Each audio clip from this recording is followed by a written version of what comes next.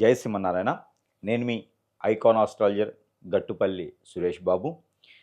మనకి ఈ మే మాసం 2025 సంవత్సరం చూసినట్టయితే గనక ద్వాదశ రాశుల వారికి ఎలా ఉంటుంది? వారి వారి యొక్క స్థితిగతులు ఎలా ఉన్నాయి? గోచార ప్రకారంగా ఏ స్థానంలో ఏ గ్రహం ఉంటే ఏం జరుగుతుంది? ఇప్పుడు మనకి ప్రెజెంట్ ఎట్లా ఉంటుంది?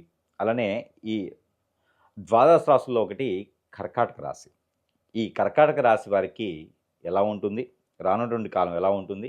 ఈ మే మాసంలో ఏది చేస్తే బాగుంటుంది అనే దాని గురించి కూడా ఒకసారి మనం పరిశీలన చేసినట్టయితే కనుక, ఈ కర్కాటక రాశి ముందుగా మనం చూసినట్టయితే కనుక, ఎప్పటినుంచో ఎదురు చూస్తున్నటువంటి స్త్రీ పురుషులు కర్కాటక రాశి వారై ఉంటే కనుక, వారికి పెళ్లి సంబంధాలు కుదిరేసి పెళ్ళిళ్ళు అయ్యేటువంటి ఆలోచన వస్తుంది. పెళ్ళిళ్ళు కూడా చేసుకునేటువంటి విధి విధానాలు కనపడుతూ ఉన్నాయి. కాబట్టి ఈ మే మాసం 2025 సంవత్సరంలో ప్రతి ఒక్కరు కూడా ఇంటివారవ్వాలని కోరుకుంటా ఉన్నాను. ఎందుకంటే కర్కాటక రాశి వారికి ఆ అదృష్టం అనేది వచ్చింది కాబట్టి. కాకపోతే ఇదంతా కూడా నేను చెప్పేటువంటి కర్కాటక రాశి వారు ఎవరైతే ఉన్నారో వారికి తొలిగా చేసుకునేటువంటి పెళ్ళికి, రెండో పెళ్ళి, మూడో పెళ్ళి అయితే కాదు. కర్కాటక రాశి వారికి ఇప్పటివరకు పెళ్ళి అవ్వకపోతే వారికి మాత్రం పెళ్లి సంబంధాలు చూసుకుంటే ఖచ్చితంగా పెళ్ళి అయ్యేటువంటి ఆలోచన, అవకాశాలు కూడా లేవు అని చెప్పలేం.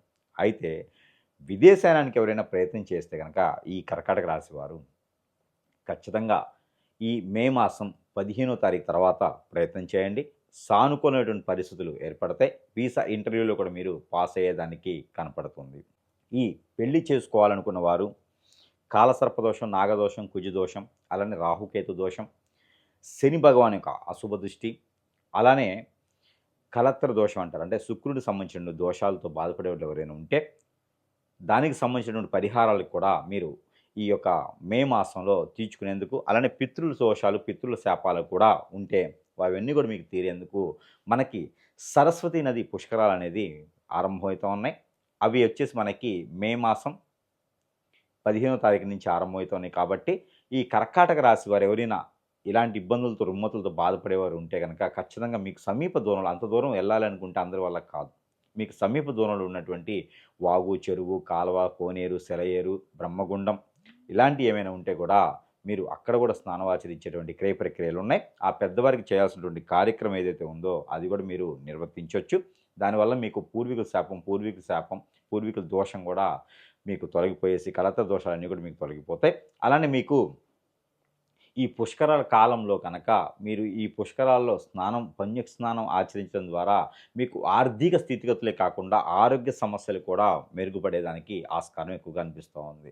ఎప్పటి నుంచో మీకు ఇల్లు కొనుక్కోవాలి, కారు కొనుక్కోవాలి అనేటువంటి ఆశ, కోరిక ఏవైతే ఉన్నాయో ఆ గోల్స్ కూడా ఈ మాసంలో తీరేదానికి అవకాశాలు ఉన్నాయి. కాబట్టి ఆ మేర ప్రయత్నం చేయండి, అప్పు చేయకండి, కష్టపడి మాత్రమే తీసుకోండి. అలానే ఈ కర్కాటక రాశి వారికి ఈ మే మాసంలో కొత్తగా ఏదైనా వ్యాపారం మొదలు పెట్టాలనుకుంటే 16వ తారీఖు మే మాసం 16వ తారీఖు తర్వాత మొదలుపెట్టండి. చాలా సౌకర్యవంతమైనటువంటి వ్యాపారం ఉంటుంది. అలానే దినదిన అభివృద్ధి అయ్యేటువంటి అవకాశాలు కూడా కనపడుతూ ఉన్నాయి. ఈ కర్కాటక రాశి వారికి ముఖ్యంగా చెప్పదగినది ఏంటంటే కనుక, విద్యార్థులు ఎవరైనా ఉంటే వారు విదేశానికి ప్రయత్నం చేసుకోవచ్చు. అలానే ఆరోగ్య సమస్యలు ఉన్న వారికి ప్రకృతి వైద్యం అయితే చాలా బాగా పనిచేస్తుంది. అలానే ఎవరైనా సరే రాజకీయ రంగంలో ఉండారు అనుకుంటే కనుక, ఈ కర్కాటక రాశి రాజకీయ రంగాల్లో, సినీ రంగాల్లో ఎవరైనా ఉంటే కనుక వారికి మంచి సదవకాశాలు లభించేటువంటి అవకాశాలు అయితే కనపడుతూ ఉన్నాయి.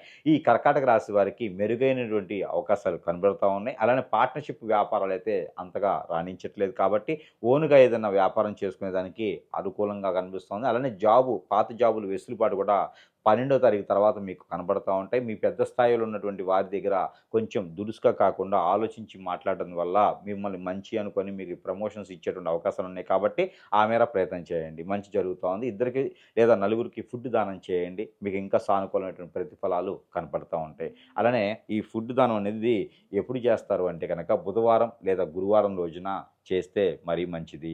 నలుగురికైనా సరే టిఫిన్స్ కానివ్వండి, భోజనం కానీ తినిపించండి, మీకు సానుకూలమైన ప్రతిపాదన కనిపిస్తోంది. జాబులు మాత్రమే చేసేవారికి ఇది సాఫ్ట్వేర్ కావచ్చు, అన్సాఫ్ట్వేర్ కావచ్చు, హార్డ్వేర్ కావచ్చు, బ్యాంకింగ్ కావచ్చు, కర్కాటక రాశి ఇలాంటి జాబుల్లో ఉంటే కనుక ఆ జాబులో వెసులుబాటు కావాలనుకుంటే కనుక స్వీట్ తినిపించడం నలుగురికి సరిపోతుంది, ఫుడ్ పెట్టించినా కూడా సరిపోతుంది. అలానే ఈ కర్కాటక రాశి వారు ఏ రంగంలో ఉన్నా కూడా రాణించాలనుకుంటే కనుక ఆ రంగాల్లో బాగుండాలి, పై స్థాయికి వెళ్ళాలనుకుంటే చిన్న చిన్న పరిహారాలు చేసుకుంటే సరిపోతుంది.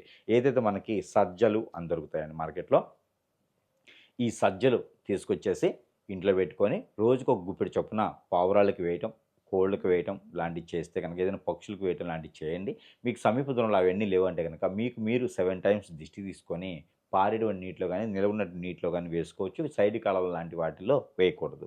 అయితే ఈ పరిహారంతో పాటు మీరు ఎంతైతే వెయిట్ ఉంటారో, అంటే 50 కిలోలు ఉంటే 5 కిలోలు, 60 కిలోలు ఉంటే 6 కిలోలు, అంటే మీరు ఉండేటువంటి వెయిట్‌కి 10% సుమారుగా చొప్పున ఆకుకూరలు కానీ, కాయగూరలు కానీ ఆవులకి తినిపించడం ద్వారా మీకు ఖచ్చితంగా మంచి జరిగేదానికి ఆస్కారం ఎక్కువ కనబడతా ఉంది. అలానే ఈ కర్కాటక రాశి వారికి మరొక గొప్ప అదృష్టం ఏంటంటే కనుక, వాహనం శోభ అయితే కనబడతా ఉంది. ఈ వాహనం కూడా రావాలనుకుంటే గనక మీరు ఎంతైతే వెయిట్ ఉంటారో అంత వెయిట్ గలటువంటి ఆకుకూరలే కాకుండా గరికైనా సరే పర్వాలేదు, ఆవుకి తినిపించడం ద్వారా మీకు మంచి జరిగేదానికి ఆస్కారం ఎక్కువ కనబడతా ఉంది. అలానే మీకు ప్రతి మాసంలో ఇస్తున్నట్టుగానే ఈ మే మాసంలో మీకు ఒక నెంబర్ ఇవ్వడం జరుగుతూ ఉంది. ఆ నెంబర్ ప్రతిరోజు పాలన చేస్తే కూడా మీకు అద్భుతమైనటువంటి ప్రతిఫలాలు కనపడుతూ ఉంటాయి. అందులోనే కర్కాటక రాశి వారు పఠించవలసినటువంటి నెంబర్ 2252 248 2252 248. అది ఈ నంబర్‌ని 322 అంటే 322 సార్లు పారాయణం చేయాలి. పారాయణం చేసినట్టయితే గనక ఖచ్చితంగా మీకున్నటువంటి రుమ్మతులు, మీకున్నటువంటి ప్రకృతి నుంచి వచ్చే శాపాలు, అలానే ప్రకృతి నుంచి వచ్చేటువంటి దోషాలు, అలానే నవగ్రహాల నుంచి వచ్చేటువంటి దోషాలన్నీ కూడా తొలగిపోయేదానికి ఎక్కువ ఆస్కారం కనబడుతుంది. కాబట్టి ఈ నంబర్‌ని పఠనం చేయండి.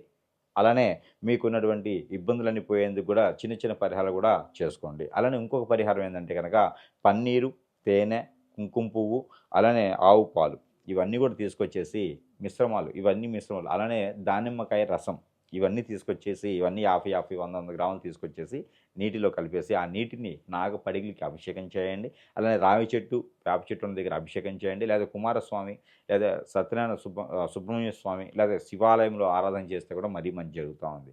ఇలాంటి చిన్న చిన్న పరిహారాలు, అలానే నేను ఇచ్చేటువంటి నెంబర్ ఏదైతే ఉందో ఇవన్నీ కూడా చేసుకుంటే కనుక ఖచ్చితంగా ఈ యొక్క రాశివారు ఎవరైతే ఉన్నారో ఈ రాశి వారికి అద్భుతం కలిసొస్తుంది అని చెప్పొచ్చు. అలానే చిన్న చిన్న పరిహారాలు చేసుకొని ఈ మే మాసంలో కర్కాటక రాశి వారు కూడా అదృష్టవంతులని చెప్పొచ్చు.